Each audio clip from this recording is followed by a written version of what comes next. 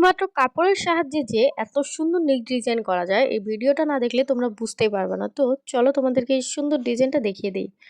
প্রথমে তোমরা বডির উপরে সুন্দরভাবে একটা কাপড় নিয়ে নিবা। কাপড়টা তোমরা ৩ থেকে ৪ ইঞ্চি নিতে পারো। যে যতটুকু মোটা করতে চাও সে ততটুকুই নিতে পারো।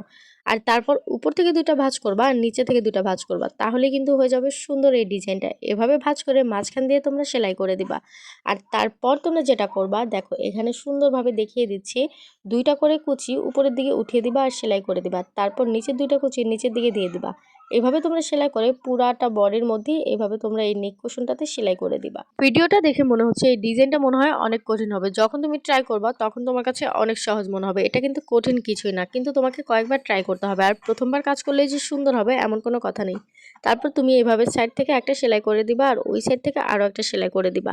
আর তুমি যে ধরনের ডিজাইন চাও, যে কোনো গলা, যেমন বাক্স গলা চাও, গোল গলা চাও অথবা যে কোনো ডিজাইন গলা চাও, এভাবে কাটিং করে নর্মাল ওয়েতে বসায় দিবা। একটা জামার সৌন্দর্য কিন্তু অনেকটাই নির্ভর করে নিক ডিজাইনের উপরে। নিক ডিজাইন যতটা সুন্দর হবে সেই জামাটা তত বেশি সুন্দর হবে। তোমাদের যদি এই ভিডিওটা ভালো লেগে থাকে তাহলে কিন্তু অবশ্যই ফলো দিয়ে রাখবা। আর যারা এভাবে বানাতে চাও তারা শেয়ার করে রাখবা। Thank you.